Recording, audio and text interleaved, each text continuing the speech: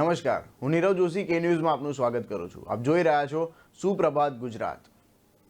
રાજ્યમાં છેલ્લા ઘણા સમયથી તમામ મહાનગરોમાં ડ્રગ્સનું દૂષણ મોટા પાયે વધતું જઈ રહ્યું છે। આથી ગુજરાત પોલીસ અને DRI દ્વારા ડ્રગ્સ અને તેના સપ્લાયરને ઝડપી લેવા માટે ખાસ કવાયત હાથ ધરવામાં આવી છે। ત્યારે અદાણી સંચાલિત અમદાવાદ ઇન્ટરનેશનલ એરપોર્ટમાં DRIએ મોટી કાર્યવાહી હાથ ધરી છે।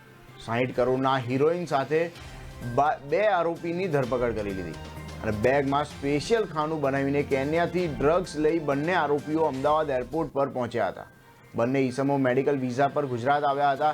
પ્રાથમિક માહિતી મુજબ અધિકારીઓને ડ્રગ્સ એરપોર્ટ મારફતે ઘુસાડવામાં આવશે તેવા ઇનપુટ મળ્યા હતા, જે બાદ કેન્યાથી 2 ઈસમોને ઝડપવા અમદાવાદ એરપોર્ટ ટીમો તૈનાત કરી દેવામાં આવી હતી। મોડી રાત્રે એરપોર્ટ પર કેન્યાની ફ્લાઇટ ઉતરી હતી અને અગાઉ મળેલી બાતમીને આધારે 2 મુસાફરોને માદક પદાર્થો સાથે પકડી પાડ્યા હતા, જેમાં એક મહિલા અને એક યુવક આરોપી છે। પ્રથમ વખત ચકાસણી દરમિયાન NDPS ડ્રગ્સ હેરોઇન મળી આવ્યું હતું અને વધુ તપાસમાં પ્લાસ્ટિકની થેલીઓમાંથી કુલ 8.5 કિલો હેરોઇન જપ્ત કરવામાં આવ્યું હતું, જેની બજારમાં કિંમત 60 કરોડ રૂપિયા આંકી શકાય। આ દૂષણ દેશમાં અને ગુજરાતમાં ઘુસાડવા ડ્રગ્સ પેડલરો અનેક અવનવા કિમિયા અપનાવતા હોય છે। આરોપીઓને કેન્યાથી એરપોર્ટ પરથી ડ્રગ્સ અંદર ઘુસાડવા બેગમાં સ્પેશિયલ ખાનાનો ઉપયોગ કર્યો હતો। ખાલી થેલીઓમાં વણ જોઈતું વજન હતું અને તેની બેગની અંદર મોટું પોલાણ હતું। બેગ ફાડી ચકાસણી કરતા દાણા પાવડર સાથેના 8 પ્લાસ્ટિક પેકિંગ છુપાયેલા હતા, જેને હાજર સાક્ષીઓની સામે ખોલવામાં આવ્યા હતા અને તપાસ અર્થે તાત્કાલિક મોકલવામાં આવ્યા હતા, જેમાં હેરોઇન ડ્રગ્સ હોવાનું ખુલ્યું હતું। આરોપીઓને સાથે ડ્રગ્સના જથ્થાને પકડી ડ્રગ્સ NDPS એક્ટ 1985ની જોગવાઈઓ હેઠળ મેડિકલ સારવારના મુલાકાતના બહાને ભારત અને ગુજરાતની મુલાકાતે આવેલા બંને આરોપી સામે કડક કાયદેસરની કાર્યવાહી હાથ ધરવામાં આવી છે।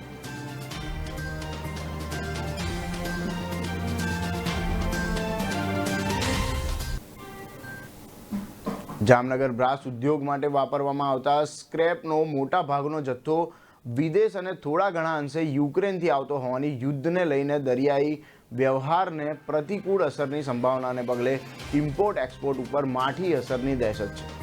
બ્રાસ ઉદ્યોગને 15% એક્સપોર્ટ યુદ્ધને પગલે 5% થવાની શક્યતા છે અને રશિયા અને યુક્રેન વચ્ચે તણાવની સ્થિતિ બાદ ફાટી નીકળેલા યુદ્ધને કારણે જામનગર બ્રાસ ઉદ્યોગને જબરો ફટકો પડવાના ભણકારા વાગી રહ્યા છે।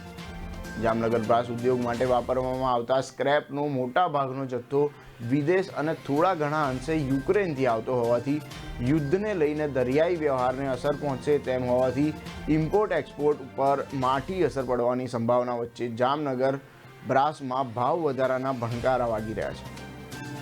રશિયા યુક્રેન વચ્ચે યુદ્ધની સ્થિતિને કારણે જામનગર બ્રાસ ઉદ્યોગને બમણી અસર પડવાની શક્યતા વ્યક્ત કરતા જામનગર ફેક્ટરી ઓનર્સ એસોસિએશનના પ્રમુખ લાખાભાઈ કેસવાલાએ શાંત સમાચાર સાથેની વાતચીતમાં જણાવ્યું હતું કે રશિયા, યુક્રેન, અમેરિકા સહિતના દેશોમાંથી જામનગરમાં બ્રાસ માટે વપરાતા 70% જેટલા સ્ક્રેપની આયાત કરવામાં આવી રહી છે અને 15% જેટલું એક્સપોર્ટ થાય છે, જ્યારે દરિયાઈ માર્ગે શિપિંગ કન્ટેનરો દ્વારા આવક જાવક કરવામાં આવે છે, જેને લઈને હાલ રશિયા યુક્રેન વચ્ચે યુદ્ધની સ્થિતિથી આ દરિયાઈ માર્ગે પ્રભાવિત થતા હોવાથી જામનગર બ્રાસ ઉદ્યોગને જબરી પ્રતિકૂળ અસરની શક્યતા વર્તાઈ રહી છે।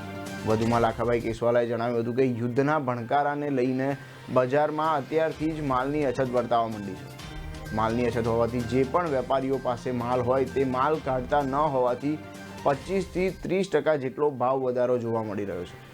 એટલું જ નહીં, યુરોપ દેશના બુક કરાયેલા ઓર્ડરો પણ મહદ અંશે કેન્સલ થઈ રહ્યા છે। ઉપરાંત નવા ઓર્ડરો પણ તો જાણે સાવ બ્રેક લાગી ગઈ હોય તેવો ઘાટ સર્જાયો છે, જેને લઈને જામનગરના બ્રાસ ઉદ્યોગ પર સંકટના વાદળો ઘેરાયા છે। જામનગરને વિશ્વભરમાં ગૌરવ અપાવનાર જામનગરના બ્રાસ ઉદ્યોગમાં 8000 નાના મોટા યુનિટ આવેલા છે, જેમાંથી 1.50 લાખ લોકોને પ્રત્યેક અને 1.50 લાખ લોકોને પરોક્ષ મળી કુલ 3 લાખ લોકોને રોજગારી મળી રહી છે અને આ ઉદ્યોગનું વાર્ષિક ટર્નઓવર 4000 કરોડ છે, જેમાંથી 15% એક્સપોર્ટ કરવામાં આવે છે।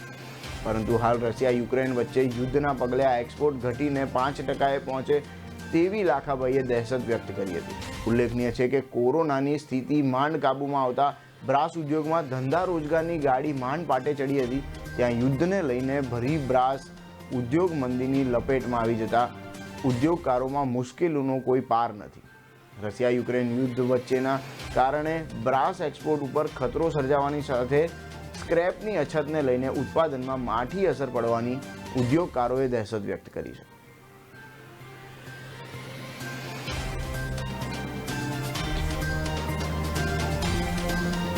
યુક્રેન અને રશિયાનું જે યુદ્ધ છે એનું અમારા બ્રાસપાટ ઉદ્યોગ ઉપર અસર જોવા મળી રહી છે. છેલ્લા 5 દિવસની અંદર સ્ક્રેપની અંદર 30 રૂપિયા જેવી રકમ જે 490ની આડેગાડે હતી અત્યારે 525 રૂપિયા જેવી માર્કેટ સંભળાઈ રહી છે. એટલે આની અસર સ્ક્રેપમાં ભાવ વધારો, એ જ રીતે જે યુક્રેન ને રશિયા સાઈડના જે બ્રાસના ઓર્ડરો હતા એની કરન્સી ડાઉન રશિયાની થતા એમાં પણ પેમેન્ટોના પ્રોબ્લેમ ચાલુ થશે. અને અત્યારે જે માલ યુક્રેન અને રશિયાનો બનાવેલો બ્રાસનો પડ્યો છે એ પણ નિકાસ નહીં થાય એટલે ઉદ્યોગકારો ઉપર એનું પણ ભારણ આવશે. જ્યારે કોરોનાનો માર સહન કરી રહેલા અમારા બ્રાસ ઉદ્યોગને આ યુદ્ધની ઘણી બધી અસર જોવા મળી રહી છે. રક્ષા શક્તિ યુનિવર્સિટી પ્રવેશ કાર્યવાહી સંદર્ભે ગુજરાત હાઈકોર્ટના આદેશનું પાલન ન કરવા બાબતે નોટિસ પાઠવવામાં આવી છે, જેમાં admission committee for professional courses એટલે કે ACPC commissioner of higher education and technical એજ્યુકેશનને નોટિસ પાઠવવામાં આવી છે. જે મામલે આગામી 22 માર્ચે વધુ સુનાવણી હાથ ધરવામાં આવશે. વર્ષ 2018માં પાર્ટી ઇન પર્સન તરીકે અરજદાર દ્વારા ગુજરાત હાઈકોર્ટમાં રક્ષા શક્તિ યુનિવર્સિટીની પ્રવેશ કાર્યવાહીને ગુજરાત હાઈકોર્ટમાં પડકારવામાં આવી હતી. જે સંદર્ભે 10 એપ્રિલ 2018ના રોજ ગુજરાત હાઈકોર્ટની ડિવિઝન બેન્ચે BTech અને M.Techની પ્રવેશ કાર્યવાહી એકી સાથે ACPC દ્વારા કરવામાં આવે તેવો હુકમ કર્યો હતો. જોકે શૈક્ષણિક વર્ષ 2020-21 મહાધરાઈ પ્રવેશ કાર્યવાહી રક્ષા શક્તિ યુનિવર્સિટી દ્વારા કરવામાં આવી હતી, જેને લઈને અડધા યુનિવર્સિટીને નોટિસ પણ પાઠવવામાં આવી હતી. તેમ છતાં સંતોષકારક જવાબ ન મળતા ગુજરાત હાઈકોર્ટમાં કોર્ટના આદેશના તિરસ્કારની અરજી કરવામાં આવી હતી. જે આ મામલે કોર્ટે નોટિસ પાઠવી છે. રક્ષા શક્તિ યુનિવર્સિટીમાં ચાલતા બેચલર ઓફ ટેકનોલોજી અને માસ્ટર ઓફ ટેકનોલોજીના કોર્સની પ્રવેશ કાર્યવાહીના નિયમ પ્રમાણે ACPCને સોંપાય તેવી માંગ સાથે જાહેર હિતની અરજીમાં રજૂઆત કરાઈ હતી. વિદ્યાર્થીઓએ પ્રોફેશનલ કોર્સમાં પ્રવેશ માટે અલગ અલગ યુનિવર્સિટી કે કોલેજમાં પ્રવેશ માટે રઝળવું ન પડે અને કોમન એડમિશન પ્રોસેસ થકી પ્રવેશ કાર્યવાહી થાય તે માટે માંગ કરી હતી. સુનાવણી દરમિયાન યુનિવર્સિટી ગુજરાત હાઈકોર્ટ સમક્ષ નિવેદન આપ્યું છે કે કેન્દ્ર સરકાર નોટિફિકેશન પ્રમાણે હવે રક્ષા શક્તિ યુનિવર્સિટીનું સંચાલન કેન્દ્ર સરકાર હસ્તગત છે. તેથી રાજ્ય સરકારની પ્રવેશ સમિતિમાં તેમાં કોઈ રોલ રહેતો નથી. જોકે અરજદાર દ્વારા રજૂઆત કરે છે કે કેન્દ્ર સરકાર નોટિફિકેશન અગાઉ પ્રવેશ કાર્યવાહી કરવામાં આવી હતી, જેથી કોર્ટના આદેશનો તિરસ્કાર થયો છે.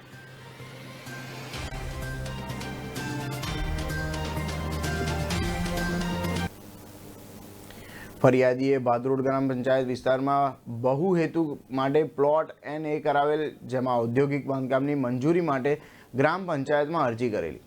ગ્રામ પંચાયત ભાદરોડ દ્વારા તાલુકા પંચાયત કચેરી મહુવા ખાતે સ્થળ સ્થિતિના અભિપ્રાય માટે ફાઇલ મોકલાતા તાલુકા પંચાયત મહુવાની વહીવટી શાખાના સિનિયર ક્લાર્કે સ્થળ સ્થિતિના અભિપ્રાય માટે ફરિયાદી પાસે ગેરકાયદે ₹10,000ની લાંચની માંગણી કરતા જે રકમ ફરિયાદી આપવા માંગતા ન હોય ACB ટોલ ફ્રી નંબર 1064 ઉપર સંપર્ક કરી ફરિયાદ આપતા આજ રોજ ફરિયાદીની ફરિયાદના આધારે લાંચના 6 છટકાનું આયોજન કરતા આ કામના આરોપીએ ફરિયાદ સાથે પંચ 1ની હાજરીમાં હેતુલક્ષી વાતચીત કરી. ફરિયાદી પાસેથી ₹10,000ની લાંચની માંગણી કરી સ્વીકારી સ્થળ ઉપર પકડાઈ જઈ ગુનો કર્યા બાબત છે. આરોપીએ SCBC ડિટેઇન કરી આગળની કાર્યવાહી હાથ ધરી છે.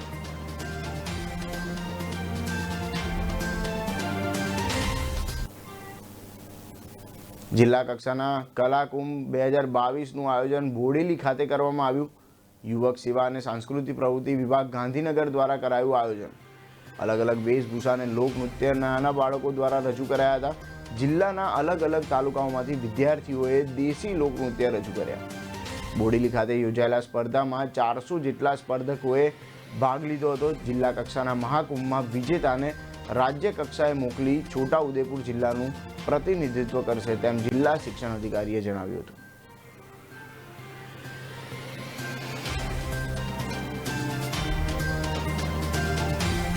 મને નાનપણથી જ કથકમાં ઇન્ટરેસ્ટ હતો, પણ મને કોઈ યોગ્ય પ્લેટફોર્મ નહોતું મળતું. તો હું એની માટે કલા મહાકુંભમાં આવી છું, અને એની માટે હું કલા મહાકુંભમાં આવી અને મારું પરફોર્મન્સ અત્યારે થઈ ચૂક્યું છે. અને જેટલા પણ કલાકારો છે તેની માટે આ યોગ્ય પ્લેટફોર્મ છે, ચાહે કોઈ પણ કલા હોય. નૃત્ય પણ હોઈ શકે છે, કાં તો સિંગિંગ પણ હોઈ શકે છે. તો હું અહીંયા આવી અને આઈ હોપ કે હું આનાથી આગળ જઈ શકીશ. હું સ્ટેટ લેવલ પર જાઉં, મેં એવું ઈચ્છું છું અને મેં મારું બેસ્ટ ટ્રાય કર્યું છે. So thank you. સંસ્કૃતિમાં કલાઓનું ખૂબ જ મહત્ત્વ છે. આપણી સંસ્કૃતિમાં લગભગ આશરે 64 જેવી કલાઓનું વર્ણન છે. આ કલાઓ આપણને રોજબરોજની જિંદગીમાંથી એક બહાર લાવવા માટે પણ મદદરૂપ થાય છે. માનસિક તણાવ અને ચિંતામાંથી પણ આપણને મુક્ત કરે છે. પરંતુ આજના સમયમાં જ્યારે આ કલાઓ ધીમે ધીમે લુપ્ત થઈ રહી છે, ત્યારે રાજ્ય સરકારશ્રી દ્વારા એક આ કલા મહાકુંભનું આયોજન કરવામાં આવે છે, જેથી આ લુપ્ત થયેલી કલાઓને આપણે ફરીથી જીવંત કરી શકીએ અને દરેક વિદ્યાર્થી સુધી એને પહોંચાડી શકીએ અને દરેક વિદ્યાર્થીને એક માધ્યમ મળે. તો આ કલા મહાકુંભ અંતર્ગત આજરોજ જિલ્લા યુવા વિકાસ અધિકારી શ્રીની કચેરી છોટાઉદેપુર તથા શેઠ સિરોલાવાલા હાઈસ્કૂલ બોડેલીના સંયુક્ત ઉપક્રમે જિલ્લા કક્ષાના કલા મહાકુંભનું આયોજન કરવામાં આવેલું છે.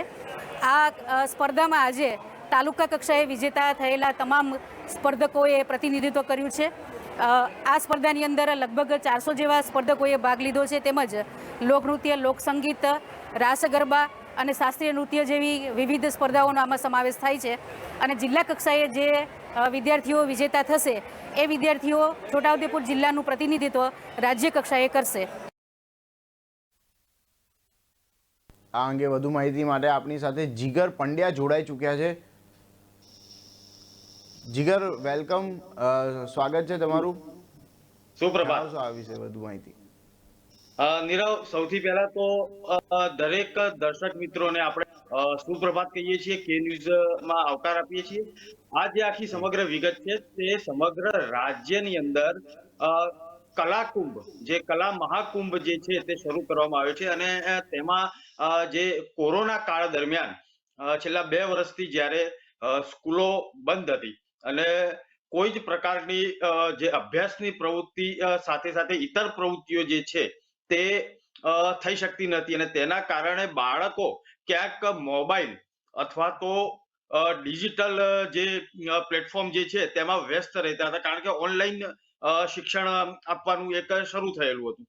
એક સર્વેમાં પણ એવું કહેવાયેલું હતું કે જે બાળકોને જે છે તે ડિજિટલ પ્લેટફોર્મથી ખૂબ જ અસર થઈ રહી છે, માનસિક રીતે પણ અને શારીરિક રીતે પણ સાથે સાથે જ્યારે હવે ત્રીજી લહેર જે છે તે ઓછી થઈ છે અને બાળકો જ્યારે સ્કૂલમાં જવાની શરૂઆત થઈ ચૂકી છે, ત્યારે આ પ્રકારનું એક આયોજન સમગ્ર રાજ્યમાં ગુજરાત યુવક સેવા અને સાંસ્કૃતિક પ્રવૃત્તિ વિભાગ દ્વારા આ પ્રકારનું એક આયોજન કરવામાં આવ્યું છે. અને તેમાં અલગ અલગ કલાની પ્રવૃત્તિઓ શાળાઓમાં તાલુકા કક્ષાએ, જિલ્લા કક્ષાએ અને ત્યારબાદ રાજ્ય કક્ષાએ કરવામાં આવશે. અહીં 2 વાત નીરવ આપણે દર્શક મિત્રોને જણાવીશું કે આ એક સારી વાત છે કે કળાને પ્રોત્સાહન મળી રહ્યું છે અને બાળકો કળા શીખી રહ્યા છે. પણ અહીં એક સરકારને પણ આપણે સવાલ પૂછીશું, કારણ કે છેલ્લા 2-2.5 દાયકાથી ભાજપા સત્તામાં છે અને મુખ્યમંત્રીઓ પણ અનેક બદલાતા રહ્યા છે. કેશુબાપાની સરકાર વખતથી લઈને છેક હમણાં ભૂપેન્દ્ર પટેલ ની સરકાર, પણ જેટલા મુખ્યમંત્રી બદલાયા, જેટલા જે કહેવાય કે સરકારો બદલાઈ 5-5 વર્ષે, પણ સત્તા સ્થાને તો ભાજપ જ હતું. છેલ્લા 2-2.5 દાયકાથી એક શરમજનક વાત કહી શકાય કે પ્રાથમિક શાળાઓની અંદર, સરકારી જેટલી શાળાઓ છે, પ્રાથમિક હોય કે માધ્યમિક શાળાઓ હોય, તેમાં કળા શિક્ષક ની ભરતી બિલકુલ બંધ છે. હવે જ્યારે આ મહાકુંભ જ્યારે અહીંયા આપણે ઉજવતા આવીએ અને મહાકુંભના પ્રમાણે અને જે એક કળાને પ્રોત્સાહન આપવાની વાત જો રાજ્ય સરકાર કરતી હોય અને સાંસ્કૃતિક પ્રવૃત્તિ વિભાગ પણ કરતી હોય, તો સરકારને આપણે અહીં એક કાઉન્ટર ક્વેશ્ચન આ બાબતે ચોક્કસ પૂછીશું કેમ ન્યૂઝના માધ્યમથી, કે જે સરકારી શાળાઓ જે છે તેમાં કળા શિક્ષકોની ભરતી કેમ બંધ છે. અત્યારે હાલ જે તેની એક હું ઓફલાઈન વાત કરું, અત્યારે હાલ જે દર્શક મિત્રોને પણ આપણે જણાવીશું કે આ બાબતે ગઈકાલે CN મહાવિદ્યાલય, જે કળા મહાવિદ્યાલય છે, તેના એક પ્રાધ્યાપક સાથે પણ મારે વાત થયેલી. તેઓ કહે છે કે સંખ્યા જ ઓછી આવે છે, કારણ કે આ જે પ્લેટફોર્મ છે કળાનું, એ સંગીતનું હોય, ચિત્રકલાનું હોય કે વ્યાયામનું હોય કે અલગ અલગ જે આપણી કળાઓ જે છે કે જે પહેલાના સમયમાં સ્કૂલમાં શીખવાડવા માટે તેના એક શિક્ષકની નિમણૂક કરવામાં આવતી હતી, પરંતુ અત્યારે હાલ એ નિમણૂક જે હતી તે શિક્ષકો મોટાભાગના રિટાયર થઈ ચુક્યા છે, અથવા તો તે નીરવ એમ કહી શકાય કે હવે રિટાયર થવાની તૈયારી છે, પણ નવા શિક્ષકની ભરતી છેલ્લા 20 વર્ષથી થઈ જ નથી. તો આવનારા સમયમાં સરકાર એમ કહે છે કે આપણે નવી પેઢીને તૈયાર કરવી છે અને કળાને પ્રોત્સાહન રાખવું છે. ગુજરાત એ કળા વારસાનું સંવર્ધન કરતું રાજ્ય છે. ગુજરાત સરકારની અંદર આપણને કહેતા શરમ આવે કે છેલ્લા 20 વર્ષથી અનેક કલાકારો પણ મંત્રી પદે રહી ચુક્યા છે અને અત્યારે હાલની સરકારમાં પણ કલાકારો ધારાસભ્ય તરીકે કામ કરે છે. પણ કળાને પ્રોત્સાહન આપવું અથવા તો જે સ્કૂલોની અંદર વિદ્યાર્થીઓને જે કોણ શીખવાડશે, કારણ કે છે જ નહીં, વિદ્યાર્થીઓ શિક્ષકો જ નથી. તો અને જે કળા મહાવિદ્યાલયો છે તે મરણ પથારીએ પડેલી છે. તો આ બાબતે રાજ્ય સરકાર ધ્યાન આપે ને કળા મહાકુંભ ભલે યોજે આખા ગુજરાતની અંદર, દેશની અંદર યોજાય, પણ વડાપ્રધાનથી લઈને ભૂપેન્દ્ર પટેલ સુધી આપ નમ્ર વિનંતી કરી શકીએ કે કળા શિક્ષકોની ભરતી ક્યારે થશે? એ લોકો ગાંધીનગરમાં દર 2 મહિને 3 મહિને જઈને વિધાનસભાની બહાર પ્રદર્શન કરે છે, જે બેરોજગાર છે, તેમને ન્યાય ક્યારે મળશે? આપણે આ પ્રસંગે કલા મહાકુંભના પ્રસંગે આપણે સરકારને ચોક્કસ આ કાઉન્ટર સવાલ પૂછી શકીએ છીએ. જી નીરવ. જી જીગર, સમગ્ર માહિતી દર્શકો સુધી પહોંચાડવા બદલ ખૂબ ખૂબ આભાર. કેન્દ્રના 16 મંત્રાલયોના સહયોગ સંકલન સાથે આગામી 10 વર્ષમાં દીનદયાળ કંડલા પોર્ટે 10,000 કરોડના વિવિધ પ્રોજેક્ટના અમલીકરણ સાથે વાર્ષિક વધુ 100 મિલિયન ટન કાર્ગો હેન્ડલ કરવાનું મહત્વકાંક્ષી અભિયાન હાથ ધર્યું છે. પીએમ ગતિશક્તિ અંતર્ગત વડાપ્રધાન નરેન્દ્ર મોદીએ સેવેલા સ્વપ્ન મુજબ દીનદયાળ પોર્ટે આ અભિયાન હાથ ધર્યું હોવાનું પોર્ટ ઓથોરિટીના ચેરપર્સન SK મહેતાએ જણાવ્યું છે. પીએમ ગતિશક્તિ અંતર્ગત પોર્ટના ઇન્ફ્રાસ્ટ્રક્ચર, કનેક્ટિવિટી અને કેપેસિટીમાં વધારો કરવા 10,000 કરોડના 17 પ્રોજેક્ટ હાથ ધરાશે, જે પૈકી 3,159 કરોડના 10 પ્રોજેક્ટ હાલ અમલીકરણના વિવિધ તબક્કે છે. તમામ 17 પ્રોજેક્ટ આગામી 1 દાયકામાં પરિપૂર્ણ કરી દેવાનું લક્ષ્ય નક્કી કરાયું છે. પોર્ટ દ્વારા ક્ષમતાવર્ધન અંતર્ગત pipeline network, railway network, roro pax સેવાઓ આવરી લેવાઈ છે, તો 2 નવી જેટી વાડીનાર ખાતે નવા ઓઇલ SBM, કંડલા પોર્ટ કંડલામાં oil jetty cum bunkering terminal, 5 oil જેટીનું નિર્માણ, કાર્ગો બર્થ નંબર 14નું મિકેનાઇઝેશન વગેરેનું આયોજન કરેલ છે. મહાકાય જહાજો લાંગરી શકે તેવા 18થી 19 મીટરના ડ્રાફ્ટ સાથે ટૂણા ટેકરાને સેટેલાઇટ પોર્ટ તરીકે વિકસાવવાનું મહત્વકાંક્ષી આયોજન કરવામાં આવ્યું છે. કંડલા પ્રશાસનિક ભવન ખાતે આયોજિત પત્રકાર પરિષદમાં ચેરમેન મહેતાએ જણાવ્યું કે મૂડી રોકાણમાં પ્રાઇવેટ પ્લેયર્સને આવકાર અપાશે, તેમજ PPP મોડ પર પ્રોજેક્ટ્સનું અમલીકરણ કરાશે. Media briefing deputy chairman Nandish Shukla, રેલવેના એરિયા મેનેજર આદિશ પઠાનિયા સાથે વેપારી, મહામંડળ અને પોર્ટ યુઝર્સમાં જોડાયા હતા. प्रधानमंत्री जी के गति शक्ति नेशनल मास्टर प्लान में पोर्ट के 10 प्रोजेक्ट हैं, तकरीबन 3,160 करोड़ के 2 प्रोजेक्ट अभी इम्प्लीमेंटेशन में हैं. उसके अलावा 7 दूसरे प्रोजेक्ट हैं जो इस साल हम लेके आने वाले हैं. इन 7 प्रोजेक्ट का कॉस्ट 6,685 करोड़ है. दीनदयाल पोर्ट गति शक्ति के अंतर्गत कुल 17 प्रोजेक्ट लेकर आ रहा है. उस 17 प्रोजेक्ट का कुल कीमत तकरीबन 10,000 करोड़ के आसपास है.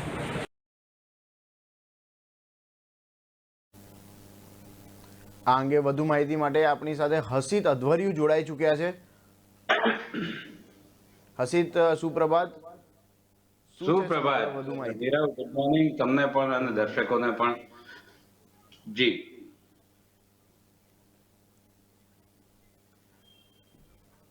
હા, તો હસીત, આજે એક બજેટની ફાળવણી કરવામાં આવી છે પોર્ટ માટે. કાર્ગો બર્થ નંબર 14નું મિકેનાઇઝેશન વગેરેનું આયોજન કરવામાં આવ્યું છે, તો એના અંગે શું છે વધુ માહિતી દર્શકોને જણાવશો આપ? બિલકુલ નીરવ, કાંડલા પોર્ટ ટ્રસ્ટ છે એ બહુ મહત્વાકાંક્ષી પોર્ટ છે. ભારતના બધા બંદરોમાં સૌથી વધુ કમાતું, ધમાતું અને કાર્ગો જે million tons of cargo handling કરતું આ પોર્ટ છે.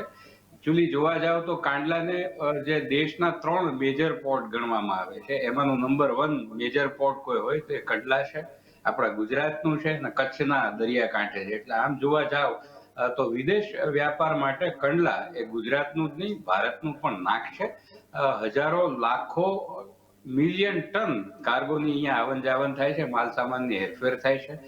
મૂળે જોવા જાવ તો ટ્રસ્ટ દ્વારા સંચાલિત, એટલે કે સરકારના હસ્તક્ષેપથી સરકાર દ્વારા સંચાલિત આ બંદર છે. બહુ જ ભૌગોલિક રીતે જોઈએ નીરવ તો ખૂબ જ એટલી અદ્ભુત ભૌગોલિક જગ્યા પર બેઠેલું છે આ પોર્ટ. ખરેખર તો કેનાલ પોર્ટ છે, દરિયો નથી, દરિયાની કેનાલમાં ઊભું કરાયેલું પોર્ટ છે, પરંતુ તેમ છતાં સૌથી વધુ ડ્રાફ્ટ મળે છે, એટલે કે ઊંડાઈ મળે છે, અને 50,000 ટન સુધીના 50,000 મેટ્રિક ટન સુધીના જહાજો અહીંયા લાંગરી શકે છે.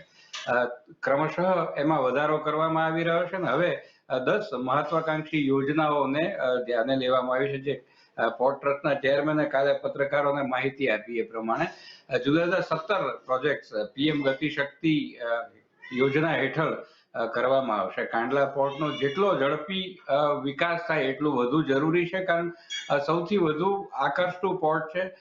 માલ પરિવહનની દ્રષ્ટિએ જો વ્યાપારીઓની દ્રષ્ટિએ જે ઇમ્પોર્ટર કે એક્સપોર્ટર એટલે કે આયાત કે નિકાસકારની દ્રષ્ટિએ કહું તો કંડલા પોર્ટથી આવતો માલ અમદાવાદ, મધ્યપ્રદેશ, દિલ્હી, હરિયાણા, રાજસ્થાન આ બધા રાજ્યોમાં પહોંચાડવો ખૂબ સરળ બને છે. છેક હિમાચલના ઇન્ડસ્ટ્રીયાલિસ્ટો, હિમાચલની મોટી મોટી ઇન્ડસ્ટ્રીઝ જે પોતાનો માલ જે કાચો માલ વિદેશથી મંગાવવાનો હોય છે એ કાંડલા પોર્ટ ટ્રસ્ટ પર મંગાવે છે, કંડલા પર મંગાવે છે. એટલે ભૌગોલિક દ્રષ્ટિએ પણ ખૂબ મહત્વનું છે. આનાથી જોવા જઈએ નીરવ તો માત્ર 60-65 કિલોમીટર દૂર અદાણી પોર્ટ આવ્યું છે, જે પ્રાઇવેટ પોર્ટ છે એને ટક્કર આપી રહ્યું છે. એમાં સંસાધનો વધુ છે, તેમ છતાં કંડલા પોર્ટને હજુ સુધી હરાવી શક્યું નથી. અને હવે પીએમ ગતિશક્તિ હેઠળ કંડલા પોર્ટમાં આ મોટા પાયે 17 પ્રોજેક્ટ મહત્વાકાંક્ષી પ્રોજેક્ટ કહી શકાય એને લીધા છે.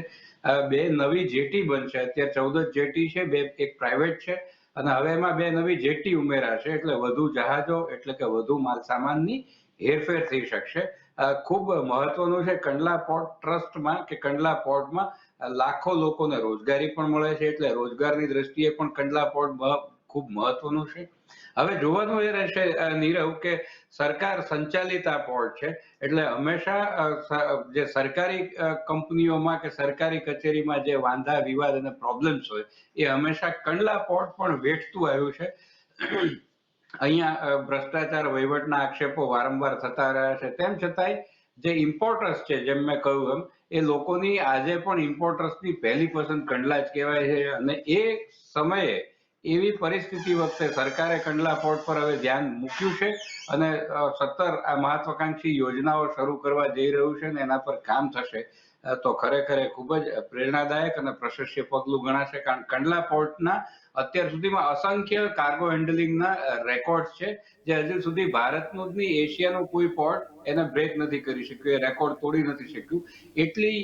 એટલી સંખ્યામાં, એટલી મોટી માત્રામાં જેને કાર્ગો મિલિયન ટન્સમાં હેન્ડલિંગ કર્યું કહેવાય, માલની આવન જાવન કરી અને એ રેકોર્ડ જે વિશ્વ વિક્રમ સ્થાપ્યા છે, એ વિક્રમો હજી સુધી એશિયાનું કોઈ બંદર તોડી નથી શક્યું. એ બહુ અહીંયા નોંધનીય પાસું છે. નીરવ જી હસુદ, સમગ્ર માહિતી દર્શકો સુધી પહોંચાડવા બદલ આપનો ખૂબ ખૂબ આભાર. હાલ સમય થયો છે એક વિરામનો. વિરામ બાદ ફરી મળીશું. જોતા રહો સુપ્રભાત ગુજરાત.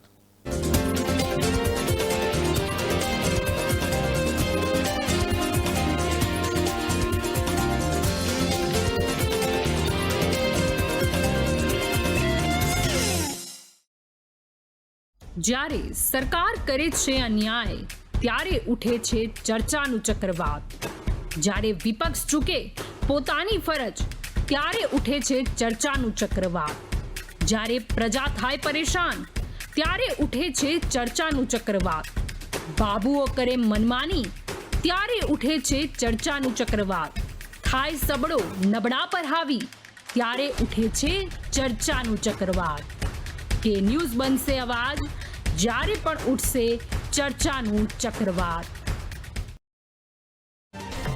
શિવમ ગુગળ ધૂપ કપ જે ઘરમાંથી નેગેટિવિટી દૂર કરે, મચ્છર જીવ જીવાત દૂર કરે અને ઘરનું વાતાવરણ કરે શુદ્ધ. તો આજે જ લઈ આવો શિવમ ગુગળ ધૂપ કપ.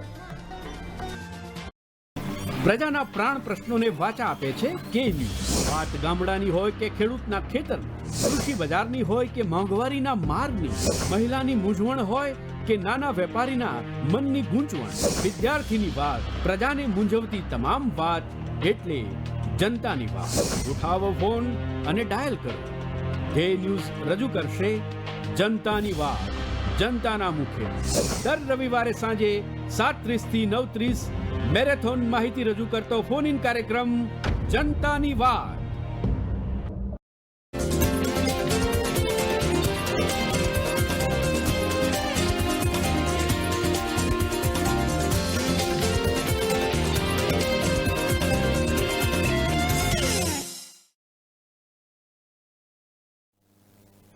વિરામ બાદ આપનું સ્વાગત છે. નજર કરીએ આગળના સમાચાર પર. કેન્દ્ર સરકારે રાજ્યો અને કેન્દ્ર શાસિત પ્રદેશોને ખાનગી રસીકરણ કેન્દ્રો પર ઉપલબ્ધ કોવિડ-19 રસીને સરકારી રસીકરણ કેન્દ્રો પર ઉપલબ્ધ લાંબા ગાળાના ડોઝ સાથે બદલવા જણાવ્યું છે. ધ્યાનમાં લેવામાં આવ્યું છે કે જેની ઉપયોગની મુદત નજીકના ભવિષ્યમાં પૂરી થવા જઈ રહી છે, તેનો હેતુ રસીઓનો વ્યય ન થાય તે સુનિશ્ચિત કરવાનો છે. કેન્દ્રીય સ્વાસ્થ્ય મંત્રાલયના અધિક સચિવ વિકાસ સિલે તાજેતરમાં ખાનગી કોવિડ-19 રસીકરણ કેન્દ્રો પર ઉપલબ્ધ બિનઉપયોગી રસીઓના મુદ્દે રાજ્યો અને કેન્દ્રશાસિત પ્રદેશોને પત્ર લખ્યો હતો. અગાઉ પશ્ચિમ બંગાળ, કર્ણાટક, કેરળ અને મહારાષ્ટ્રને પણ આ સંદર્ભે સૂચના જાહેર કરવામાં આવી હતી. કેન્દ્રએ તમામ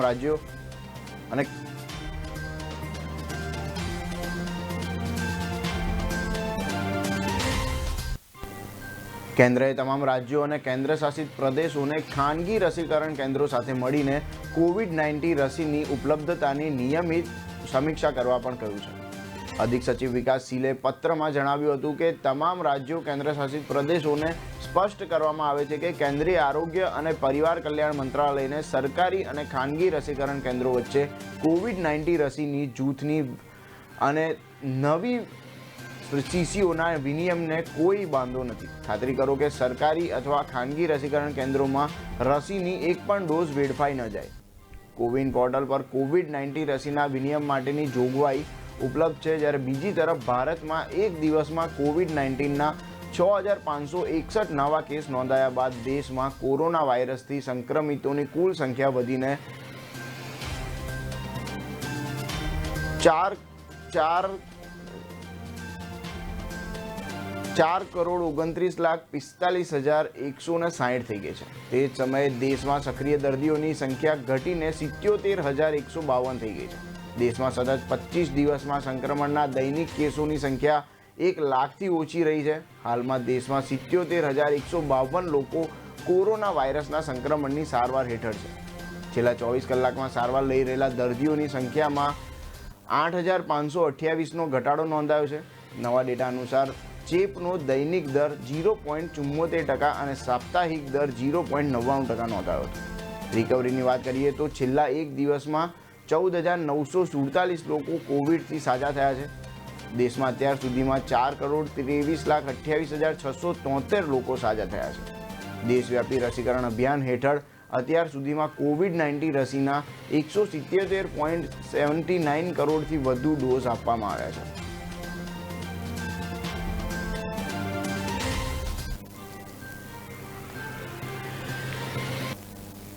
રશિયા યુક્રેનના યુદ્ધના કારણે ગ્લોબલ માર્કેટમાં બ્રેડ ફ્રૂટનો ભાવ $115 પ્રતિ બેરલને વટાવી ગયો છે. એવામાં આગામી દિવસોમાં ભારતમાં પેટ્રોલ ડીઝલની કિંમત વધે તેવી શક્યતા છે. છેલ્લા 120 દિવસથી દેશમાં પેટ્રોલ ડીઝલની કિંમતોમાં કોઈ જ વધારો થયો નથી. જ્યારે બ્રેડ ફૂડની કિંમત લગભગ 70% વધી છે, ત્યારે મોદી સરકારે વિધાનસભા ચૂંટણી પહેલાં પેટ્રોલ ડીઝલની કિંમતમાં વધારો ન કર્યો. જોકે ચૂંટણી ખત્મ થતાની સાથે તે આ કિંમતોમાં વધારો કરવામાં વાર કરતી નથી. હાલ દેશમાં ઉત્તર પ્રદેશ સહિત 5 રાજ્યોમાં વિધાનસભા ચૂંટણીઓ થઈ રહી છે. તેના પરિણામો 10 માર્ચે આવશે. આ કારણે આગામી સપ્તાહથી ભાવ વધશે તેવું અનુમાન કરવામાં આવી રહ્યું છે. એક્સપર્ટનું કહેવું છે કે પેટ્રોલ ડીઝલના ભાવ એક જ વખતમાં ન વધતા તેમાં રોજ થોડો વધારો થશે. IIFL સિક્યોરિટીઝના વાઇસ પ્રેસિડેન્ટ અનુજ ગુપ્તાએ કહ્યું કે ઇન્ટરનેશનલ બજારમાં બ્રેન્ટ ક્રૂડની કિંમત $115 પ્રતિ બેરલને વટાવી ગઈ છે. બીજી તરફ ઓઇલ કંપનીઓએ 3 નવેમ્બરથી પેટ્રોલની કિંમતમાં કોઈ ફેરફાર કર્યો નથી. જોકે અત્યાર સુધીમાં બ્રેન્ટ ક્રૂડ $40 પ્રતિ બેરલથી વધુ મોંઘું થઈ ચૂક્યું છે. આ કારણે પેટ્રોલ ડીઝલની કિંમતમાં 20-25 રૂપિયા સુધીનો વધારો થઈ શકે છે. MCX પર ક્રૂડ ઓઇલનો માર્ચ વાયદો 4%થી વધીને $8,600 પ્રતિ બેરલને વટાવી ગયો છે. ક્રૂડ 8,495 પર ખુલ્યો અને તેણે $8,677 સપાટીએ હાઈ બનાવ્યો. ડિસેમ્બર 2021માં ક્રૂડનું સરેરાશ મૂલ્ય $73 નજીક હતું, જ્યારે ક્રૂડ કંપનીઓને 8-10 રૂપિયા પ્રતિ લીટરનો વધારાનો નફો થઈ રહ્યો હતો. 24 ફેબ્રુઆરી 2022 યુક્રેન પર રશિયાના આક્રમણ પછી તરત જ શેરબજાર તૂટ્યું હતું. સોનાની કિંમત વધી ગઈ અને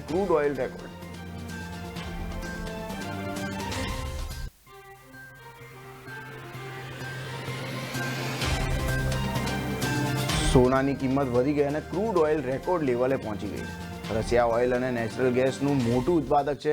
BP સ્ટેટિકલ રિવ્યૂ મુજબ 2020માં રશિયા ક્રૂડ ઓઇલ અને નેચરલ ગેસ કન્ડેન્સેટના ઉત્પાદનમાં મામલામાં બીજા નંબરે હતું. ભારત ક્રૂડ ઓઇલના 85%થી વધુ સપ્લાય માટે અન્ય દેશો પર નિર્ભર રહે છે, જ્યારે રશિયાના ઓઇલ એક્સપોર્ટનો લગભગ 25 લાખ બેરલ પ્રતિ દિવસ Germany, Italy, Netherland, Poland, Finland, Lithuania, Greece, Romania અને બુલ્ગારિયા સહિતના યુરોપિયન દેશોમાં મોકલવામાં આવે છે.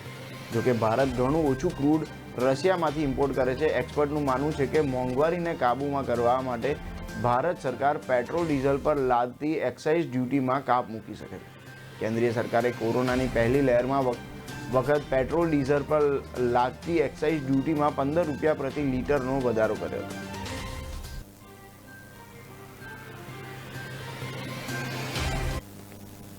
ભારતીય શેરબજારો આજે ઘટીને બંધ રહ્યા હતા. સેન્સેક્સ 366 અંક ઘટી 55,102 પર બંધ રહ્યો હતો, જ્યારે નિફ્ટી 108 અંક ઘટી 16,498 પર બંધ રહ્યો હતો. સેન્સેક્સ પર UltraTech cement, Asian paints, doctor Reddy labs, Maruti Suzuki, HUL સહિતના શેર ઘટીને બંધ રહ્યા હતા. અલ્ટ્રાટેક સિમેન્ટ 6.47% ઘટી 5,981.85 પર બંધ રહ્યો હતો. એશિયન પેઇન્ટ્સ 5.20% ઘટી 2,871.45 પર બંધ રહ્યો હતો. જોકે power grid Corp, Wipro, tech Mahindra, HCL tech, ITC સહિતના શેર વધીને બંધ રહ્યા હતા. પાવર ગ્રીડ કોર્પ 3.34% વધી 217.90 પર બંધ રહ્યો હતો. વિપ્રો 2.58% વધી 569.60 પર બંધ રહ્યો હતો.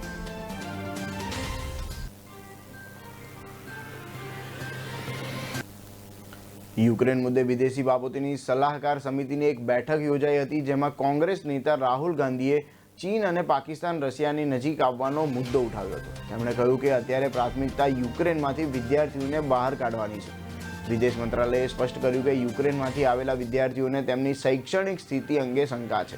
યુક્રેનની સરકારે પરિસ્થિતિ અંગે ખાતરી આપી છે.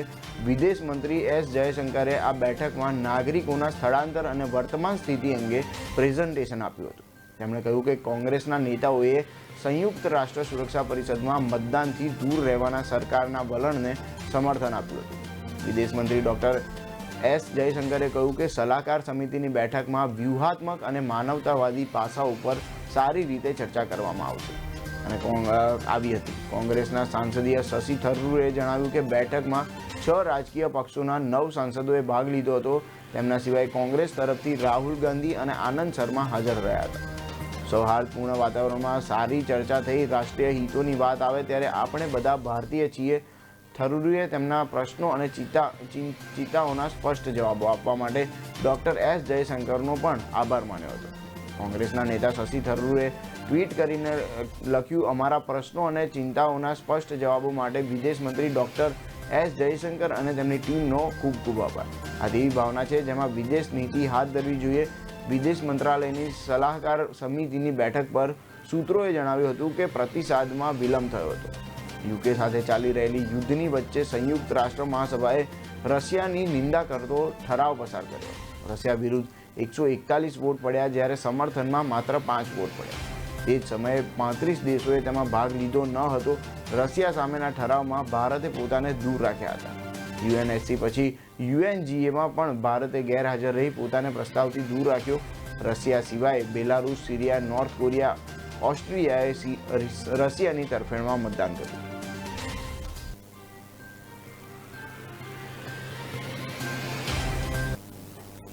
રશિયા અને યુક્રેન વચ્ચે યુદ્ધની સ્થિતિ છે. ઘણા પશ્ચિમી દેશોએ રશિયા પર આર્થિક પ્રતિબંધો લાદ્યા છે. રશિયામાં ભારતની સૌથી મોટી ધિરાણકર્તા સ્ટેટ બેંક ઓફ ઇન્ડિયા અને મધ્યમ કદની જાહેર ક્ષેત્રની બેંક કેનેરા બેંકનું સંયુક્ત સાહસ છે. તે ભારતીય મૂળની બેન્કિંગ સંસ્થા છે જે રશિયામાં સક્રિય છે. જોકે ભારતીય બેંકોની વોર ઝોનમાં કોઈ પેટા કંપનીઓ, શાખાઓ કે પ્રતિનિધિઓ નથી. એસબીઆઈએ તેના કેટલાક ગ્રાહકોને એક પત્ર મોકલ્યો છે. તેમાં જણાવાયું છે કે યુએસ, EU અને UN પ્રતિબંધ સૂચિમાં સામેલ બેંકો, બંદરો અને જહાજો સાથે કોઈ વ્યવહાર કરવામાં આવશે નહીં.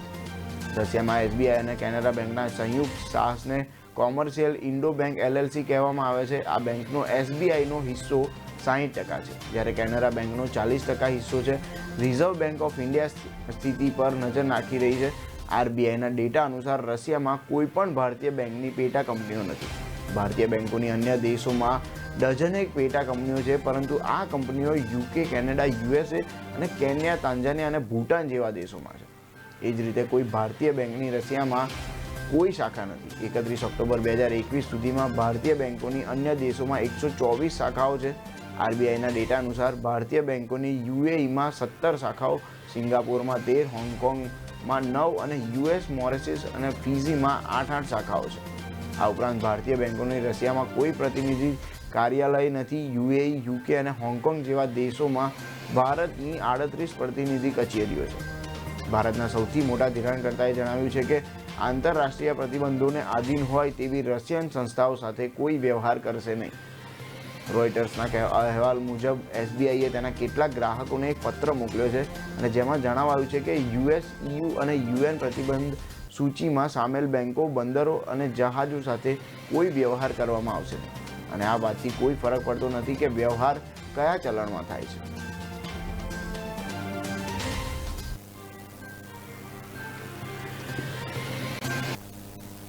યુક્રેનમાં ફસાયેલા ભારતીયોને ભારત લાવવા માટેનું ઓપરેશન ગંગા કાર્યરત થઈ ચૂક્યું છે. ત્યારે યુક્રેનના ખાર્કિવમાં ફસાયેલા ભારતીયોએ તાત્કાલિક શહેર છોડવાની સમયસીમા પૂરી થઈ ગઈ છે.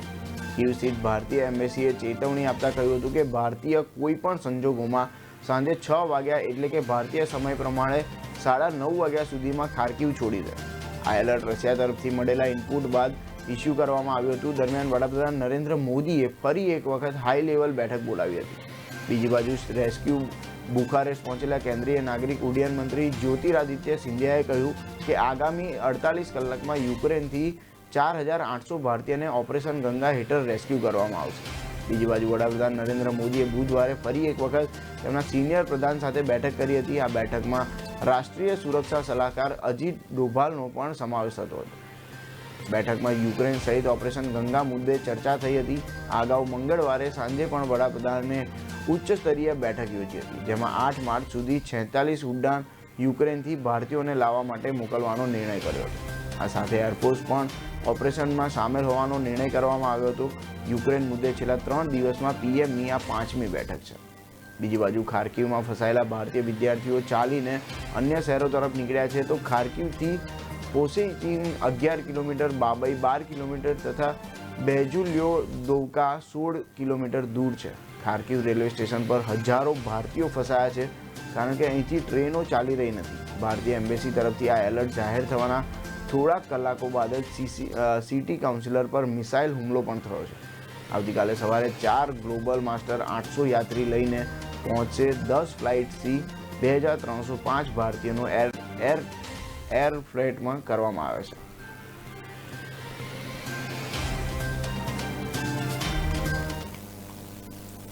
જી આ દર્શક મિત્રો, આ અંગે વધુ માહિતી માટે આપણી સાથે મયુર જાની જોડાઈ ચૂક્યા છે. જી મયુર, જે ઓપરેશન ગંગા ચાલી રહ્યું છે અને જે રીતે એક બચાવ અભિયાન શરૂ કરવામાં આવ્યું છે, તો એના અંગે આપ શું કહેશો? નીરવ, ગુડ મોર્નિંગ આપને પણ અને દર્શક મિત્રોને પણ. બિલકુલ ઓપરેશન ગંગા પૂર જોરશોરથી એકદમ ઉત્સાહપૂર્વક શરૂ કરવામાં આવેલું છે. થોડાક આપણે લેટ પડેલા છે, એમાં પણ એને કવરઅપ કરવાનો એ લેટલેસ હતી આપણી લેટનેસ, એને કવર કરવાનો પ્રયાસ અત્યારે છેલ્લા 3 દિવસથી આપણે જોઈ રહ્યા છીએ. અને યુક્રેનની બોર્ડર ક્રોસ કરી અને જે વિદ્યાર્થીઓને દરેકને એડવાઇઝરી પણ આપવામાં આવેલી છે. આપણે જોઈ રહ્યા છીએ કે એડવાઇઝરી મુજબ યુક્રેનની આસપાસના જે બોર્ડરની આસપાસના જે 3 દેશો છે, રોમાનિયા, હંગેરી અને પોલેન્ડ, તો ત્યાં વિદ્યાર્થીઓ પહોંચે તો એમને ત્યાંથી રિસીવ કરી એમને બહુ જ સરસ એક ફેસિલિટી દરેક જગ્યાએ રાખવામાં આવેલી છે. ત્યાં એમને ઉતારો આપી એમને પ્રોપર, કારણ કે બહુ લાંબી તકલીફથી લોકો આપણે વિદ્યાર્થીઓ ત્યાં પહોંચી રહ્યા છે અને એમને ત્યાંથી પછી એરલિફ્ટ કરીને આપણે ત્યાં લાવવામાં આવી રહ્યા છે. 8 તારીખ સુધીનો ટાર્ગેટ છે અને એવી વાત આપણા વિદેશ મંત્રાલય દ્વારા કહેવાય રહી છે કે 8 તારીખ સુધીમાં લગભગ તમામ ભારતીયો આપણા જે છે એને આપણે ભારતમાં લાવી દઈશું અને જે લોકો ગુજરાતમાં હશે એ લોકોને ગુજરાતમાં લાવી દેવામાં આવશે. તો એ સતત પૂરજોશમાં ચાલી રહ્યું છે. આજે પણ લગભગ 2 ફ્લાઇટ પાછી આવવાની છે અને લગભગ આ 48 કલાકમાં જ સમજો કે સરકારની જે આપણને જાણકારી મળેલી છે સરકાર તરફથી, એ મુજબ આવનારા 48 કલાકમાં, એટલે આમ તો ગઈકાલ રાતથી શરૂ થઈ ગયું છે, એમાં જ 3000 થી વધુ સ્ટુડન્ટ્સ જે છે એમને ભારત પરત લાવવામાં આવશે એવા સમાચાર આપણને મળી રહ્યા છે. જી મયુર, અને જે મોદી સતત બેઠકો કરી રહ્યા છે ભારતીય વિદ્યાર્થીઓને બચાવવા અંગેની, રેસ્ક્યુ કરવા અંગેની, તો એરફોર્સ પણ આમાં સામેલ થયું છે, તો આ અંગે તમે શું કહેશો? જે સતત મોદી ચિંતિત જણાઈ રહ્યા છે, એક બાજુ ગુજરાતમાં વિધાનસભા ચૂંટણીની તૈયારીઓ ચાલી રહી છે અને એક બાજુ જે આ એક રેસ્ક્યુ ઓપરેશન કરાઈ રહ્યું છે, જેને લઈને મોદી સતત ચિંતિત દેખાઈ રહ્યા છે. ગુજરાત વિધાનસભાની ચૂંટણીને તો હજી વાર છે. જ્યાં સુધી એના નિશ્ચિત સમય મુજબ થવાની આપણે જો વાત કરીએ તો એ ડિસેમ્બર પહેલા થાય એમ નથી. સિવાય કે ઉત્તર પ્રદેશની ચૂંટણીના પરિણામોના આવ્યા બાદ કોઈ એવો નિર્ણય લેવામાં આવે અને કદાચ જો વહેલી કરવામાં આવે તો ગઈકાલનું આપણે જે ગુજરાત સરકારનું રજૂ થયેલું બજેટ જે આપણે જોયું છે, એ બજેટમાં કેટલાક ઇન્ડિકેશન્સ એવા મળે છે કે જો ઉત્તર પ્રદેશમાં એમનું ધાર્યું પરિણામ મળ્યું તો કદાચ 6-1 મહિના વહેલી ચૂંટણી એ કાયદાકીય રીતે સંભવ પણ છે, બંધારણીય દ્રષ્ટિએ સંભવ છે. એના કારણ તમારે આપવા પડે, પણ જ્યારે કેન્દ્રમાં તમારી સરકાર બેઠી હોય અને રાજ્યપાલ પણ તમે જ નિમણૂક કરેલા હોય, ત્યારે સામાન્ય રીતે કોઈ પણ સત્તામાં બેઠેલી પાર્ટી જો ઈચ્છે તો એનો ઉપયોગ કરી શકતી હોય છે. એટલે એ કંઈ નવું નથી. આના પહેલા કોંગ્રેસની સરકારો હતી તો અનેક રાજ્યોમાં આપણે જોવા મળેલું છે, અહીંયા પણ શક્ય. પણ હાલ અત્યારે એ કન્સર્ન ગુજરાતની ચૂંટણીનો હું નથી માનતો કે વડાપ્રધાનને હોય. અત્યારે જે કન્સર્ન એમને જે છે એ ઉત્તર પ્રદેશની ચૂંટણીનો છે. અને હા, સ્વાભાવિક છે, દેશના વડા છે, બંધારણની દ્રષ્ટિએ રાષ્ટ્રપતિ સૌથી મોટા અને ઉચ્ચ પદ ઉપર આપણે ત્યાં કહેવાય છે, પણ એક્ઝિક્યુશનરી પાવર જે છે બધા એ વડાપ્રધાનને હોય છે અને વડાપ્રધાનની દ્રષ્ટિએ આખા દેશનું સંચાલન કરતા હોય છે. એ સ્થિતિમાં નરેન્દ્રભાઈ ચિંતિત હોય, આપણા જ્યારે આટલા બધા હજારોની સંખ્યામાં લોકો યુદ્ધગ્રસ્ત દેશમાં ફસાયેલા હોય, તો સ્વાભાવિક છે કે વડાપ્રધાનને ચિંતા હોય જ. અને એ ચિંતા ને લઈ અને એ જે કંઈ પણ અત્યારે ઉચિત પગલાં લેવાના હોય એ બધા જ પગલાં લઈ રહ્યા છે. 4 જેટલા મંત્રીઓને એમને મોકલેલા છે ત્યાં. એમાં એક તો રિટાયર્ડ જનરલ વી.કે. સિંઘ છે, જે આપણા ચીફ ઓફ સ્ટાફ હતા, 3 સૈન્યના વડા હતા અને અત્યારે હાલ કેબિનેટમાં મંત્રીમંડળમાં છે. તો મુદ્દો એ છે કે વડાપ્રધાન ચિંતિત છે, બહુ સ્વાભાવિક છે, હોવા જ જોઈએ. અને એમને જે અત્યારે પગલાં છેલ્લા 3 દિવસમાં લીધા છે, જે એક્શન, ક્વિક એક્શન જે દેખાડેલી છે, એ એક્શન પણ બહુ જરૂરી હતી અને એ મારા ખ્યાલથી થોડીક લેટ પણ છતાં જે રીતે લેવાઈ છે અને જે રીતે ઇવેક્યુએશન થઈ રહ્યું છે, રેસ્ક્યુ થઈ રહ્યું છે, આપણે વિદ્યાર્થીઓને ત્યાંથી પાછા લાવવાનો જે આખો એક કાર્યક્રમ ચાલી રહ્યો છે, એ બહુ જ પ્રોપર રીતે ચાલી રહ્યું છે અત્યારે એવું લાગે છે. અને હું માનું છું કે 8 માર્ચ સુધીમાં એ પતી જવું જોઈએ. તમામ લોકો એમ કેમ પરત આવી જવા જોઈએ. જી મયુર, જોડાયેલા રહેજો. એક મહત્વના સમાચાર આવી રહ્યા છે. ઉત્તર પ્રદેશમાં ગુરુવારે 6ઠ્ઠા તબક્કાનું મતદાન થયું હતું. આ તબક્કામાં બલરામપુર, આંબેડકર નગર, સિદ્ધાર્થનગર, બસ્તી, સંત કબીરનગર, મહારાજગંજ, કુબીરનગર, ગોરખપુર, દેવરિયા અને બલિયા જિલ્લાઓને આવરી લેવામાં આવ્યા હતા. આ 10 જિલ્લાની 57 બેઠકો પર કુલ 53.31% લોકોએ મતદાન કર્યું હતું. 6ઠ્ઠા તબક્કામાં ગુરુવારે 10 જિલ્લાની 57 બેઠકો પર મતદાન થયું હતું. સાંજે 5 વાગ્યા સુધીમાં 53.31% મતદારોએ પોતાના મતાધિકારનો ઉપયોગ કર્યો હતો. બલરામપુર, આંબેડકરનગર, સિદ્ધાર્થનગર, બસ્તી, સંત કબીરનગર, મહારાજગંજ, કુશીનગર, ગોરખપુર, દેવરિયા, બલિયા જિલ્લાઓમાં એવા લોકો સામેલ હતા જ્યાં મતદાન થયું હતું. 2017માં આ બેઠકો પર કુલ 56.64% મત પડ્યા હતા, જ્યારે ગોરખપુર શહેરની બેઠક પરથી મુખ્યમંત્રી યોગી આદિત્યનાથ મેદાનમાં છે. આ સીટ પર સાંજે 5 વાગ્યા સુધી 51% મતદાન થયું હતું. 2017ની વિધાનસભાની ચૂંટણીમાં આ બેઠક પર 50.98% મતદાન થયું હતું. એટલે કે સાંજે 5 વાગ્યા સુધીમાં ગત વખત કરતાં વધુ મતદાન થઈ ચૂક્યું હતું. જો અંતિમ આંકડા બહાર આવે તો મતદાનની ટકાવારીમાં વધારો નોંધાઈ શકે છે. મયુર, એકવાર ફરી આપણે મયુરને જોડી લઈશું. મયુર, ઉત્તર પ્રદેશમાં જે ગુરુવારે મતદાન 6થા તબક્કાનું થયું છે, તો એના વિશે શું કહેશો? જિલ્લાની 57 બેઠકો પર 53% મતદાન થયું છે. હા, એ 53% સાંજના 5 વાગ્યા સુધીનો આંકડો હતો અને પછી જે જાણકારી મળે છે મુજબ એ વધી અને 55.something% જેવું મતદાન નોંધાયું છે ત્યાં. અને જાણકારો એવું કહે છે કે 55% અથવા એની ઉપરનું જો મતદાન થાય, હું અમુક લોકો મિત્રો સાથે વાત કરતો હતો કાલ રાત, તો એ જે સેફોલોજીસ્ટ છે એ ચૂંટણીને આંકડાઓની આખી જે સ્ટેટિસ્ટિક્સની માયાજાળ જે છે એને સમજતા લોકો, એ લોકોનું એવું કહેવાનું છે કે સામાન્ય રીતે આ બેઠકો જે છે જ્યાં ગઈકાલે 6થા ચરણનું મતદાન થયું ત્યાંનું વોટિંગ પર્સન્ટેજ ઓલમોસ્ટ આવો જ આ રીતનો જ રહેશે. પણ યોગી જે બેઠક ઉપરથી લડે છે, ગોરખપુર શહેર, તો એ બેઠક ઉપર સામાન્ય રીતે મતદાન બીજા બધા જે બાકીની જે આપણે સીટો ગણાવી એના કરતા પ્રમાણમાં ઓછું થતું હોય છે વર્ષોથી. અને ત્યાં છેલ્લા 20 વર્ષથી ભારતીય જનતા પાર્ટીના એક ધારાસભ્ય છે રાધા મોહનદાસ અગ્રવાલ, એ ત્યાં એ બેઠક ઉપરથી જીતતા આવતા હતા, લડતા આવતા હતા, જીતતા આવતા હતા. હવે એમની જગ્યાએ યોગી ત્યાં આ વખતે લડી રહ્યા છે. તો એક એવી વાત આપણી સામે આવે છે અત્યારે કે જે 55% પ્લસનું મતદાન થયું છે અને ગોરખપુરમાં લગભગ ગોરખપુર મતદાનની જે કમ્પેરિઝન કરીએ, આપણે સરખામણી કરીએ ક્રમશઃ ચડતાથી ઉતરતા ક્રમમાં, તો લગભગ આ બધા શહેરોમાં, આ બધી કોન્સ્ટિટ્યુન્સીમાં લગભગ 5મા 6થા ક્રમે આવે છે અત્યારે. આ મતદાનને લઈ અને જાણકારો એવું કહી રહ્યા છે કે મોદી માટે થોડી ટફ ફાઇટ છે. ત્યાં એક મહિલા ઉમેદવાર છે એમની સામે જે બ્રાહ્મણ કોમ્યુનિટીને રિપ્રેઝેન્ટ કરે છે અને બ્રાહ્મણ અને ઠાકોર એટલે કે બ્રાહ્મણ અને ક્ષત્રિય વચ્ચેનો ત્યાંનો જે એક ટસલ છે એ આપણે જોઈએ છીએ, જાણીએ છીએ કે એ યુપીમાં બહુ મોટી છે. અને એને લઈને પણ એક કયાસ એવો કાઢવામાં આવી રહ્યો છે કે યોગી માટે થોડુંક મુશ્કેલ દેખાઈ રહ્યું છે. ત્યાં ટફ ફાઇટ છે અને યોગીની પ્રતિષ્ઠા દાવ પર લાગેલી છે. આમાં આ જે તમામ સીટો છે પૂર્વાંચલમાં આવે છે, ત્યાં ઓબીસી અને શેડ્યુલ કાસ્ટના વોટ જે છે એનું પણ બહુ મોટું પ્રભુત્વ છે. બ્રાહ્મણોના વોટ પણ આ વિસ્તારમાં ઘણા વધારે પડતા મોટા છે. એ સ્થિતિમાં યોગીએ પોતાની એક છબી જે એક મઠના મહંતની જગ્યાએ પછી એક ક્ષત્રિય નેતા તરીકે જે બનાવેલી હતી એ પણ નુકસાન કરતા એમને અત્યારે થઈ રહી છે એવું જાણકાર લોકો કહી રહ્યા છે ત્યાં ઉત્તર પ્રદેશના.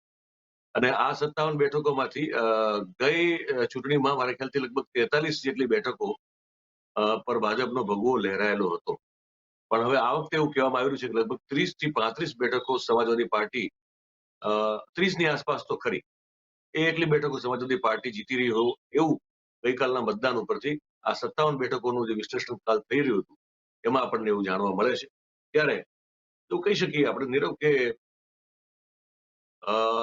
આના પહેલાના જે 5 મતદાન ના તબક્કાઓ આપણે જોયા એમાં સમાજવાદી પાર્ટીનો હાથ ઉપર રહે છે એવું લોકો ક્યાં કહી રહ્યા છે. ગઈકાલનું મતદાન મહત્વનું હતું કે શું આ લીડ કાપી શકાય એમ છે ભાજપ દ્વારા, એવું મેં કહ્યું કે ત્યાંના લોકો કહી રહ્યા છે આપણે તો અહીંયા બેઠા છીએ, આપણે અહીંયા બેસીને કોઈ એવું એક્ઝેક્ટલી એનાલિસિસ ન કરી શકીએ, પણ આપણે આધાર રાખતા હોઈએ છીએ ત્યાં જે ગ્રાઉન્ડ ઉપર જે પત્રકાર મિત્રો આપણા કામ કરતા હોય અને એમ સાથે વાતચીત થતી હોય ને એમનું જે વિશ્લેષણ હોય આપણે એના ઉપર આધાર રાખવો પડતો હોય છે. એ લોકોનું એવું કેવું છે કે સમાજવાદી પાર્ટીનો હાથ 5મા તબક્કા સુધી ઉપર હતો અને 6થા તબક્કામાં પણ એ હાથ ઉપર રહ્યો છે. એટલે 190ની ઉપર અત્યાર સુધી જે મતદાન થયું છે એમાં 403માંથી 190ની ઉપર અથવા એની આસપાસ સમાજવાદી પાર્ટી પહોંચી ગઈ છે બેઠકો મેળવવાના મામલામાં, એવું ત્યાંના જાણકાર અને નિષ્ણાત લોકો આપણને કહી રહ્યા છે. 200 ને સમથિંગ 203 કે 200 સમથિંગ એક્ઝેક્ટ મને અત્યારે યાદ નથી, પણ એટલી બેઠકો જોઈએ છે સરકાર બનાવવા માટે ત્યાં. તો હવે જો છઠ્ઠા ચરણના મતદાનને લઈ અને જો 190ની આસપાસ ત્યાંના જે વિદ્વાન લોકો છે જો માનતા હોય ત્યારે સમાજવાદી પાર્ટીને બેઠક મળવાની પૂરેપૂરી સંભાવના છે, તો નીરવ એવું લાગે કે પછી 7મા તબક્કામાં પણ બહુ ઝાઝી ચિંતા સમાજવાદી પાર્ટીને કરવાની ન રહે અને ભાજપ માટે પ્રશ્નો ઉભા થાય, જો આ આપણને જે માહિતી મળે છે એમાં દમ અને તથ્ય હોય તો. અને એક વસ્તુ છે કે ભાજપના ગઢમાં પેનિક તો છે, અને પેનિક એવું છે કે કદાચ હારીએ નહીં પણ જીતીએ તો પણ બહુ જ નબળી સરસાઈથી જીતીએ, બહુ જ પાતળી બહુમતી સાથે સરકાર બને, એવી ચિંતા પણ ત્યાં ભારતીય જનતા પાર્ટીના જે આગેવાનો અને કાર્યકર્તા જેની સાથે આપણે વાતચીત થતી હોય એ લોકો પણ આ વ્યક્ત કરી રહ્યા છે. એટલે સ્થિતિ થોડીક આ પ્રકારની છે અત્યારે. જી જી મયુર, ખૂબ ખૂબ આભાર આપનો સમગ્ર માહિતી દર્શકો સુધી પહોંચાડવા માટે. ઉત્તર પ્રદેશની ચૂંટણીમાં હવે ફક્ત એક જ તબક્કાનું મતદાન બાકી રહ્યું છે, જેમાં વડાપ્રધાન મોદીના સંસદીય ક્ષેત્ર બનારસમાં આવેલી વિધાનસભાની બેઠકોનો પણ સમાવેશ થાય છે. આ બેઠકો પર ખાસ મોદીની વિરુદ્ધ પ્રચાર કરવા માટે તૃણમૂલ કોંગ્રેસ પાર્ટીના સર્વેસર્વા મમતા બેનર્જી બનારસ પહોંચ્યા હતા. ઉલ્લેખનીય છે કે તેમની પાર્ટી ઉત્તર પ્રદેશમાં ચૂંટણી લડી રહી નથી. મમતા બેનર્જીએ અખિલેશ યાદવના આમંત્રણનો સ્વીકાર કર્યો અને ઉત્તર પ્રદેશમાં ચાલી રહેલી ચૂંટણીમાં તેમની સાથે બેઠક કરવાનો નિર્ણય કર્યો હતો. તેમણે કાશી વિશ્વનાથ મંદિર અને ગંગા આરતીની પણ મુલાકાત લીધી હતી. આ પ્રસંગે ભાજપના કેટલાક કાર્યકર્તાઓએ પણ તેમના આવવાનો વિરોધ કરતા તેમની ગાડી રોકવાનો પ્રયાસ કર્યો હતો. જે બાદ મમતા બેનર્જી ખૂબ જ નારાજ દેખાયા હતા. આ અંગે પ્રતિક્રિયા આપતા મમતાએ કહ્યું કે ગઈકાલે બનારસમાં તે ખૂબ સરસ હતું, પરંતુ ભાજપના કેટલાક કાર્યકર્તાઓએ અમારી કાર રોકી હતી, જેમની પાસે મગજ નથી. તેઓ કારના થાંભલાઓ સાથે અથડાય છે અને મને પાછા જવાનું કહેતા હતા. હું કોઈથી ડરતી નથી, મને લડતા આવડે છે, હું ઝૂકવાનું શીખી નથી. હું કારમાંથી બહાર નીકળી અને થોડી વાર ઊભી રહી. હું એ જોવા માંગતી હતી કે એ લોકો શું કરી શકે છે. મેં કહ્યું કે તમે ડરપોક છો, હું ફરીને આવીશ. મારી સાથે વધુ ગુંડાગીરી ન બતાવો. યોગીજી, તમે સંતોનું અપમાન કરો છો. શું હું યુપી ન આવી શકું? જી મયુર. મયુર, મમતા બેનર્જીએ એક વિઝિટ કરી છે અને ત્યાં એમની કારને રોકવામાં આવી, તો એના અંગે શું કહેશો તમે? જે આ રીતનું કૃત્ય મમતા બેનર્જી છે ને એ અત્યારે જી જી મમતા બેનર્જી અત્યારે એક આખા દેશમાં એક એવું એક પ્રતીક છે જે એને ઓળખવામાં આવે છે એ રીતે કે જો નરેન્દ્ર મોદીના વિજય રથને કોઈ રોકી શકતું હોય તો એ મમતા બેનર્જી. એના પહેલા ઓબ્વિયસલી મહારાષ્ટ્રમાં આપણે જોયું કે શિવસેના, કોંગ્રેસ અને એનસીપી ભેગા મળી અને ભાજપને સરકારની હટાવીને ત્યાં એમની પોતાની કોએલિશનની જોડાણની સરકાર બનાવી. પણ મમતા બેનર્જી એક એવી પોલિટિકલ હસ્તી છે જેને એકલા હાથે ભારતીય જનતા પાર્ટીને ચિત્ત કરી દીધી ત્યાં પશ્ચિમ બંગાળમાં, અને જેવી તેવી નહીં પણ બહુ જ ભયાનક પછાડ આપી. એટલે અત્યારે એ જે વિપક્ષોનું ધ્રુવીકરણ થઈ રહ્યું છે ધીરો નરેન્દ્ર મોદી અને ભારતીય જનતા પાર્ટીની સામે વિરુદ્ધમાં, તો એ ધ્રુવીકરણના અત્યારે જે સ્વાભાવિકપણે લીડર અથવા તો નેતા છે મમતા બેનર્જી છે. આપે જેમ અગાઉ કીધું, આપ જયારે દર્શકો સાથે વાત જણાવતા હતા ત્યારે કે એમની પાર્ટી ઉત્તર પ્રદેશમાં ચૂંટણી લડતી નથી, બરોબર છે, પણ એમણે સમાજવાદી પાર્ટીને પોતાનો સપોર્ટ અને સમર્થન આપવાનું જાહેરાત નક્કી કર્યું અને એ આ બીજી વાર ત્યાં આવેલા છે. અને અત્યારે જ્યાં પહોંચેલા છે એ બહુ જ સ્ટ્રેટેજિક જગ્યા છે. એ જગ્યા છે બનારસ, જ્યાં નરેન્દ્રભાઈનું એ સંસદીય ક્ષેત્ર છે અને એમાં લગભગ 6 થી 7 વિધાનસભાઓ આવે છે. અને એ વિધાનસભાઓ પર નરેન્દ્ર મોદીના પ્રભાવને ચેલેન્જ કરી અને સમાજવાદી પાર્ટીને જીતાડવા માટેના પ્રયત્નના ભાગરૂપે મમતા બેનર્જી ત્યાં પહોંચેલા છે. લડાયક અને જુઝારુ સ્ત્રી તરીકે એમની ઓળખ છે. અને આ પ્રકારના આવા બધા જે પણ બનાવો બનતા હોય જ્યારે કે એમનો વિરોધ થતો હોય તો બહુ જ નિડરતાપૂર્વક એ પોતે ઉતરી, આપણે બંગાળમાં પણ અનેક કિસ્સાઓમાં જોયેલું છે, અહીંયા પણ આપણે જોઈ રહ્યા છીએ કે એ ડરતા નથી. એ ટોળું હોય, ભીડ હોય, એની સામે ઉતરી જાય છે અને એ સુરક્ષાની પણ ચિંતા કરતા નથી. અને કદાચ એટલા માટે જ મમતા બેનર્જી છે એને બંગાળની વાઘણ કહેવામાં આવે છે નીરવ. અને આ હજી પણ એક દિવસ રોકાવાના છે, એટલે આજના દિવસમાં શું ઘટના થાય છે એ પણ આપણે જોવી જે છે એ રસપ્રદ રહેવાની છે નીરવ. જી મયુર, તો બનારસમાં આ જે મમતા બેનર્જીને રોકવામાં આવે છે, જ્યારે કે તેઓ પોતાની પાર્ટી માટે લડી પણ નથી રહ્યા. મેં કહ્યું ને કે એ મૂળ મમતા બેનર્જી થી પ્રોબ્લેમ છે ભાજપને. એ લડે કે ન લડે એનાથી કોઈ ફેર નથી પડતો. એ જે સમાજવાદી પાર્ટીને મદદ કરવા માટે આવેલા છે એનાથી પ્રોબ્લેમ. અને જે રીતે બંગાળમાં ભૂંડી હાર આપેલી છે ભાજપને, એનાથી ભાજપને પ્રોબ્લેમ છે. એટલે મમતા બેનર્જી ક્યાંય પણ જાય તો ભાજપ વિરોધ કરે એ બહુ સ્વાભાવિક ઘટના છે. જી મયુર, આપનો ખૂબ ખૂબ આભાર સમગ્ર માહિતી દર્શકો સુધી પહોંચાડવા માટે.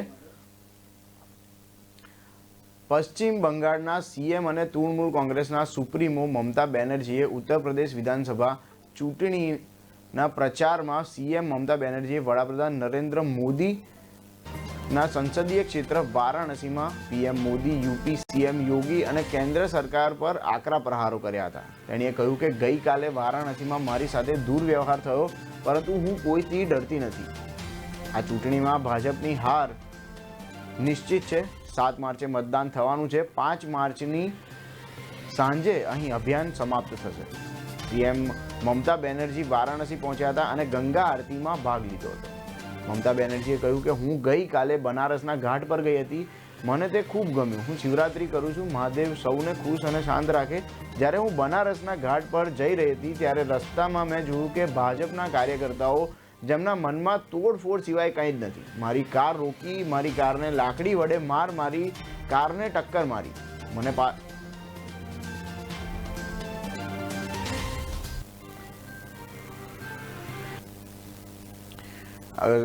સુપ્રભાત ગુજરાતમાં બસ આટલું જ. જોતા રહો કે ન્યૂઝ.